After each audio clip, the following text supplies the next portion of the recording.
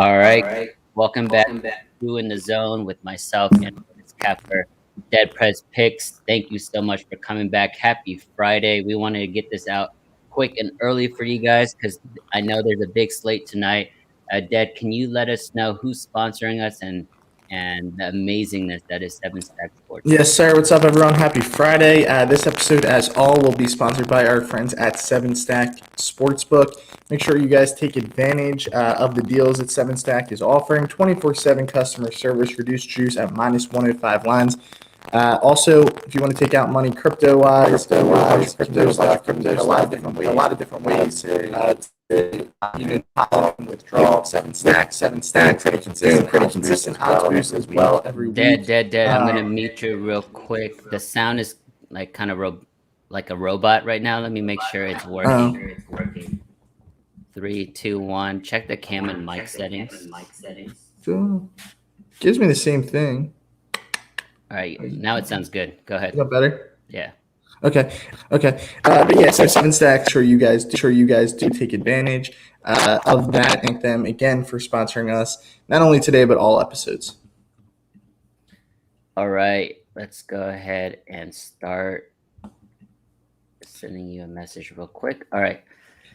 Okay, let's go ahead and start with last night's games, guys. Sorry for the technical difficulties. Let's get into last night. Man, Steph Curry is on a crazy run, y'all. He hit another 9 threes last night. There's no one even close to him that has hit as many as 9 threes in a game as he has. But they were actually down double digits going into the fourth quarter against the Cavs, Dead. And they came back to not only win, but they covered the 9.5 point favorite as a steaming road favorite there. Any reaction to this game with the Warriors? I didn't touch this game and see, but I did see there's a pretty good cover there for the Cavs. So or for the Warriors, if you're backing the Cavs, that's for sure a tough one. All right, we'll see if we can fix Dead's mic. There's something wrong with it, but I'll go ahead and just give my analysis. I thought the Cavs did really well, obviously for 3 quarters, and for some reason the Warriors turned it on.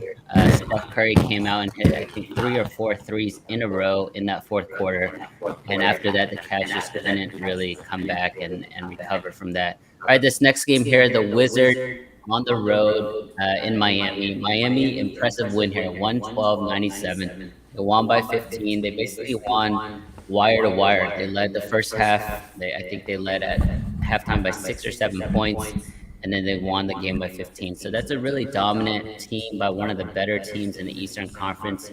Dead Press Picks, let's try your mic again. What do you think about this Heat game? Does it sound any better? Yes. Okay, I have no idea what was going on with that.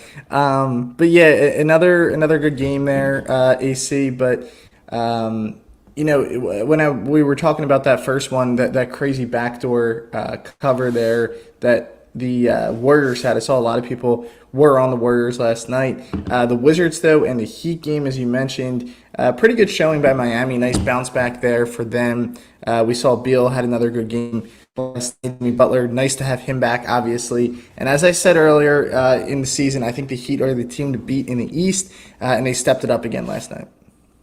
All right, perfect. Let's go to the next game here. So I was on the Grizzlies. It's one of my favorite plays of the day. They won 120-108. Their offense is coming around. They still have pretty bad defense, giving up 108 points at home. But I think both you and I were on Memphis last night, right? Yes, that was my only NBA play of the day. But pretty complete game by them. AC. They had a big lead going into the half. Clippers closed on a bit of a run. I think they closed on like an 8-0 run. Third quarter was a little back and forth until the late third. Memphis got some separation. Ja Morant just continues to ball out. I mean, night in and night out for them. I think getting Dillon Brooks back is a big spark for them, more so defensively than offensively. Clippers, we know they're going to be an okay team this year. I don't think they're going to really be able to contend all that much. Why? But this was a line I think that told us we knew Memphis was struggling. They're struggling, but they did get me a great spot at home. So I know you and I took advantage of Memphis last night. Yeah, I'm quietly been on a pretty good run. Minnesota, so yeah, Minnesota a couple nights ago, Memphis last night. I actually personally I didn't make it a VIP or a premium play or anything like that, but I was on Minnesota again last night. I think they're about to go on a run and start covering. They beat the Spurs 115-90 very convincingly at home, only giving up 90 points. If Minnesota can play that type of defense moving forward, plus all of their talent, I think they could really surprise some teams. So I don't know if you follow this game, Dead, but Minnesota won 115-90 against the Spurs in Minnesota. It was another one I was close to on Minnesota. You and I both had them, a couple nights ago when they were able to get that big win for us. But it was another one. I think the line was a little off because they were on the back-to-back. But the Spurs, I think the issue with the Spurs AC is they just have a bunch of guys who kind of play the same position. They have guys who are athletic, but they don't have protection. They couldn't stop Karl Anthony Towns, who's quietly having a phenomenal season for the T-Wolves.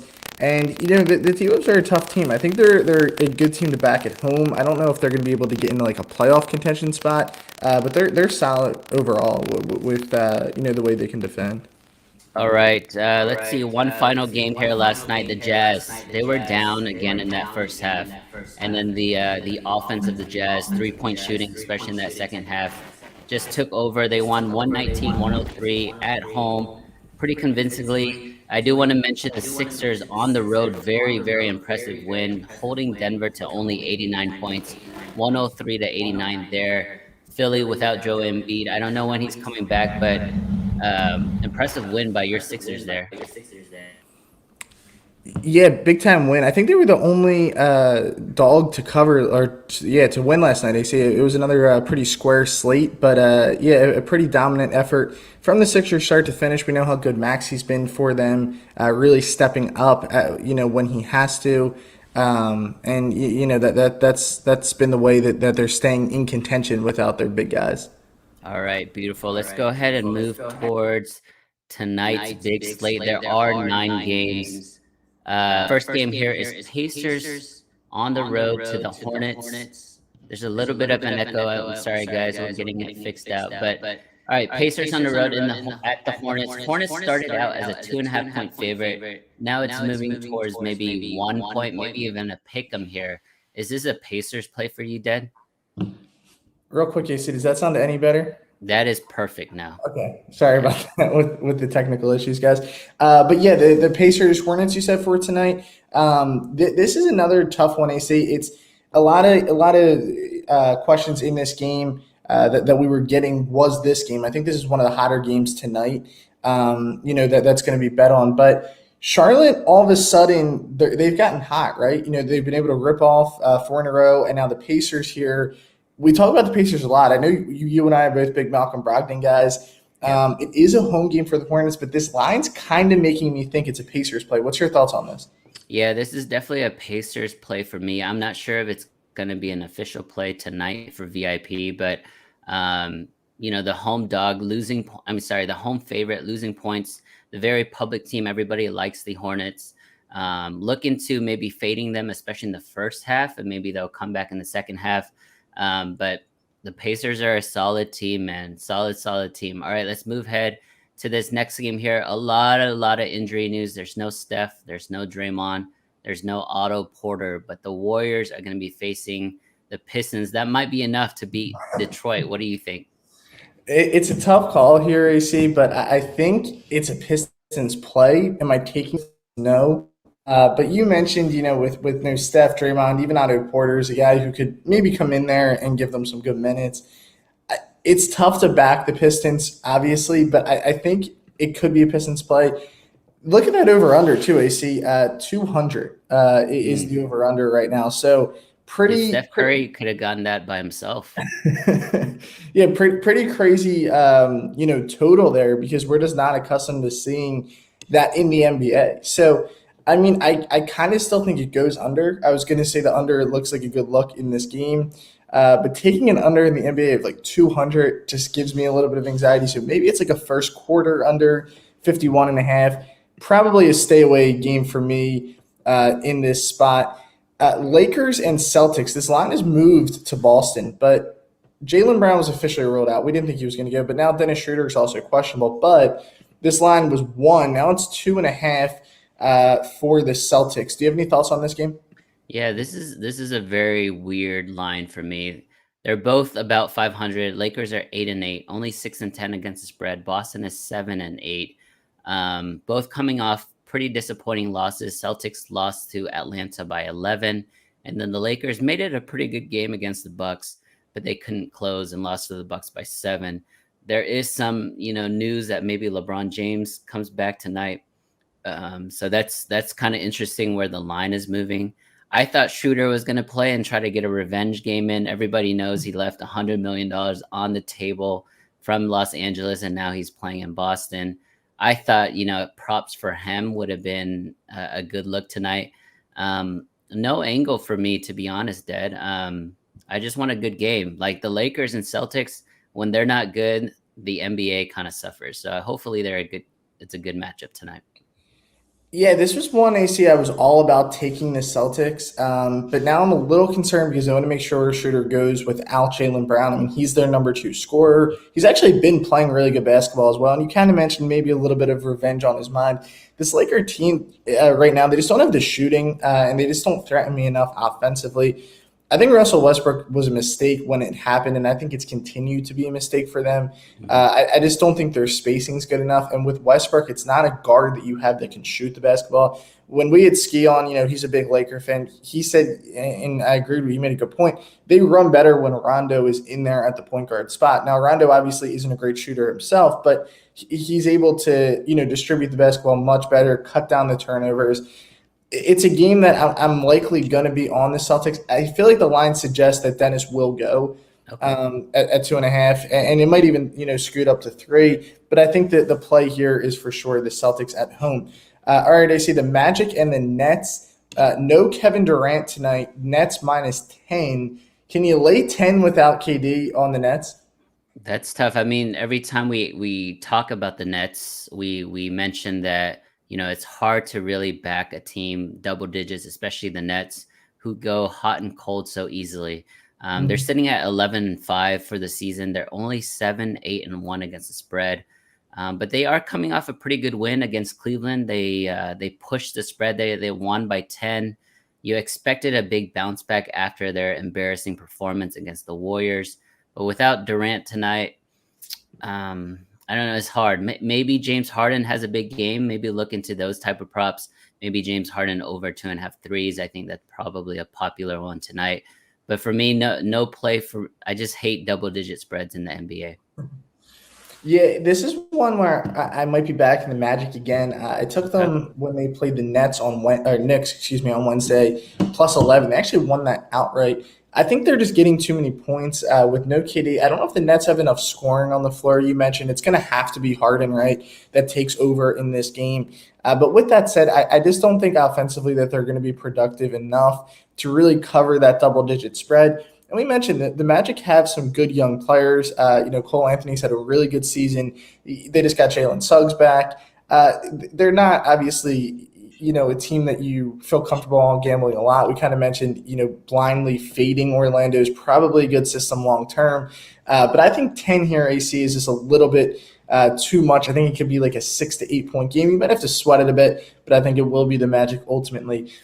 Thunder Bucks, talking about some double-digit spreads. AC, our Thunder, again, heavy dogs here, but this is a different spot. This is a road game at Milwaukee. And Milwaukee, they looked good against the Lakers. Now, the Lakers did cover that spread. It was kind of a back and forth fourth quarter on the seesaw as far as the spread went. But now the Bucks tonight getting 12.5 at home. Obviously, they have Middleton back at this point. They have Holiday back at this point. They have Portis back. They got their dogs back. What's your thoughts on this game? Do our Thunder do it again? Milwaukee, defending champs, but through 15 games, they're only 7-8. They actually have a losing record. They also have a negative point differential. They score about 108 points, but they give up about 109.5 points. So minus 1.33 point differential there. But I think Milwaukee is about to go on a run, Dad. I think they have their horses back, like you said. Drew, Chris, and Giannis. I think this is the the time where like most of the NBA kind of takes it easy. It's holiday season. If you're on a bad team, you may not give it 100%, but I think the team that's led by Giannis, like they take every game seriously. And I think now with everyone back, I think this is when you see Milwaukee go on those 8, 10, 12 game winning streak runs. So I think they cover tonight, and I think they win pretty handily. Yeah, this is a spot. As much as I've loved to back the Thunder as big dogs, I don't think they get it done tonight. It's a tough spot. It's a road game. Milwaukee's looking to get right and kind of get on a run, as you mentioned, just playing to the tune of a 7-8 record. But it's tough for them because they've been injury plagued, COVID. It's kind of like the Sixers spot where they were off to a scorching hot start. Now they're back to almost being a 500 team without the with the COVID issues. Mm-hmm. The Bucks are going to be fine. They're still going to be one of the teams to beat in the East. And this is when they'll probably start getting right. So you make a good point there. I see probably a good time to start backing the Bucks. All right, 4 more games to get to, guys. We just want to thank again our friends at 7 Stack Sportsbook for sponsoring this episode, as they sponsor all episodes. Follow them on Twitter at 7 Stack Sports. 24/7 customer service, guys, serving to over 3,000 clients. Make sure you guys do take advantage of 7 Stacks Sports. All right, AC, the Pelicans, again, why have these lines been so odd with the Pelicans? Like, they're plus 4 points tonight. We've mentioned the Clippers, right? They've kind of been injury plagued. We knew about Kawhi, but Serge Ibaka has been out. Marcus Morris has been out. Now Terrence Mann has been out. I'm not sure, his status. I'd have to triple check that for tonight. But they've kind of been put in spots where like they're starting Amir Coffey right now. Brandon Boston Jr., he's getting a lot of tick off the bench. But what do you think about this game tonight between the Clippers and is it a Pelicans play? Can we back them here? Yeah, you're right. Like, do the books know that Zion Williamson is not playing for the Pelicans? It doesn't seem right like they're getting so much respect. I get it. Like it's hard to be double-digit underdogs every single game, but the Pelicans are an awful team. By the way, Terrence Mann is playing tonight. He is active. But the Pelicans are 2-14 overall. They're only 6-10 against the spread. The Clippers surprisingly have been playing really well. Obviously, we know how well Paul George is playing without Kawhi Leonard, but they have a pretty good record sitting at 9-6, and they've covered 8 of those 9 wins. So they are trending on the way up. Tough loss last night. It is the second night of a back-to-back. Steaming road favorite is a tip that I like personally. This is a Clippers play or nothing at all. There's no way I can back the Pelicans. Yeah, I'm going nowhere near the Pelicans, AC. I mean, there's just no reason to back this team. And if you mention, again, Mann being in, while he's not, the best player in the world, he still gives them a lot more depth because it can, even out their bench a little bit. I also see Nick Batum's day-to-day, so we'll have to be sure that he goes as well for the Clips. But if he does, and if, they're pretty stacked, I think it's got to be a Clippers play. I don't trust the Pelicans. And I don't know why the books keep giving them the respect that they're currently giving them. Next, AC, we're going to get into our team, the Chicago Bulls. I did fade them against the Blazers, when we had our show Wednesday. I think you and I – What a comeback. Yeah, what a comeback for Portland. That was a hell of a comeback there. And it was kind of one – I'll tell you the truth. I'm typically that guy that's like, don't watch the NBA till the 4th. I kind of gave up on this one at half because the flow of the game, the Blazers looked awful first half. Turnovers. They couldn't stop the Bulls really, any possession. Everyone on the Bulls was getting buckets. Now tonight we see the Bulls again as a road dog. Now this does close out this long road trip for the Bulls. Then they'll get back home. Nuggets on a back-to-back as well, but they kind of got blown out by my Sixers last night. So maybe they have some revenge on their mind. Is this another fade Bulls on the road spot, or do they get back to business tonight? Man, this is tough. I mean, everyone's expecting a bounce back for Chicago. They had that game basically in the bag, and Dame and Portland kind of just went off in the second half. They could not miss. This line's weird. There's no Vucevic still for the Bulls. Right now, the report I have is Jokic is questionable. So that could be the reason why the line is moving towards Chicago a little bit today. But with that being said, there's no way I can back the Bulls just because they're such a public team. Everyone looks at Denver and they look at, no Jamal Murray. Michael Porter's still out. Will Barton, I think, is playing tonight, but he's missed a couple games, and then obviously Jokic. So everyone looks at that injury news and is like, okay, I'm just going to blindly bet the Bulls, but I think it's a lot more complex than that. It's most likely a stay away game for me. I actually kind of like the first half under. I know that's your specialty in college basketball, but I think the under hits in this game. Yeah, I'm with you there, AC. As far as the total, I don't know. I think we lost AC for a sec. Sorry, guys, we're having some technical issues on this Friday. But yeah, this is one that if Jokic does go, I think that it's a Nuggets play for me. Okay. I've been backing the Bulls a lot. This year we've been on their team total, but these types of spots, I think it's tough to back them. You mentioned the absence still of Vucevic. That obviously will catch up to them at some point. And on a long road trip like this, they just want to get back home. Nuggets kind of got embarrassed last night. Nuggets are a weird team. Like, they just step up. They usually play really well at home. Why does ESPN keep putting the Mavericks and Suns on national television? Well, we're going to have to watch it again. The Suns, 8.5-point favorites. They did not cover the last game, correct? I believe they came up a little short.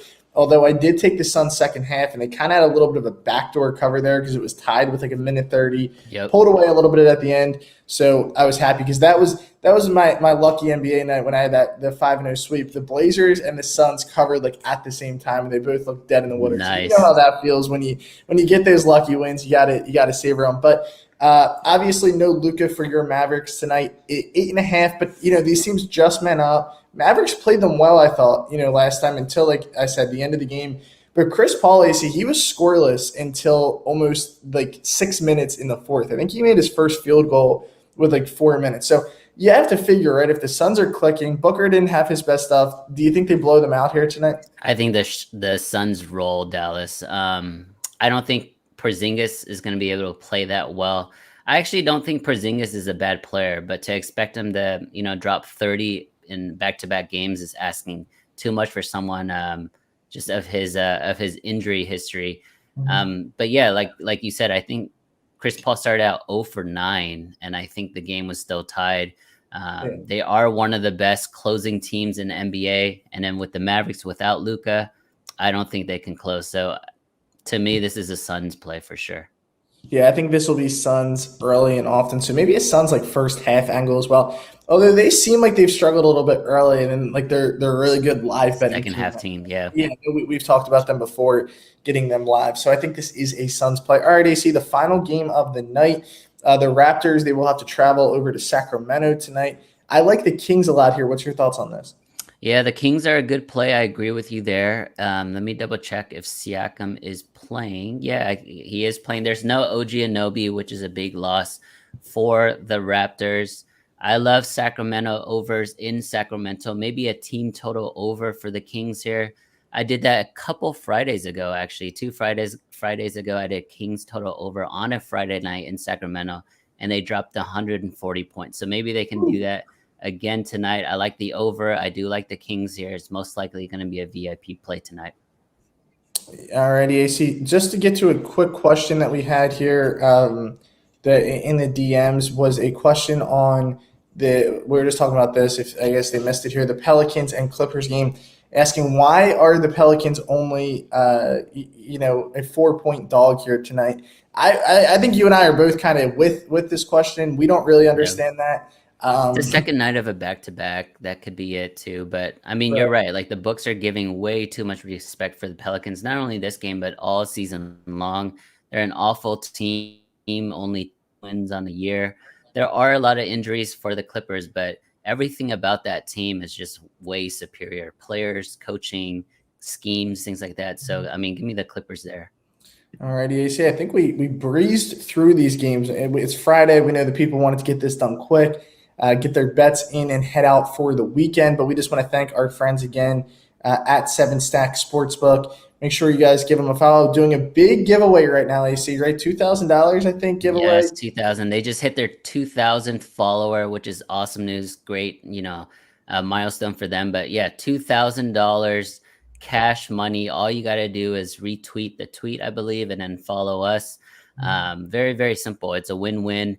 But Ded, we've been on fire on these NBA shows. Hopefully people catch on. We're averaging 4,000 to 5,000 viewers, but maybe we'll get to 10, 20,000 viewers in a few weeks, because I think the other night we called both double-digit dogs and they won outright. Yep. Let's see what happens tonight, man. Yes, sir. Let's get a sweep. All right, AC. Well, we appreciate it. Again, guys, all of the followers who have been tuning in, like AC said, we've been getting some great results. Thank you again to our sponsor, Seven Stack Sports. And I hope everybody has a great weekend. Thanks for tuning in. We will be back Monday afternoon with another episode of Two in the Zone. Thank you, guys. Later, y'all.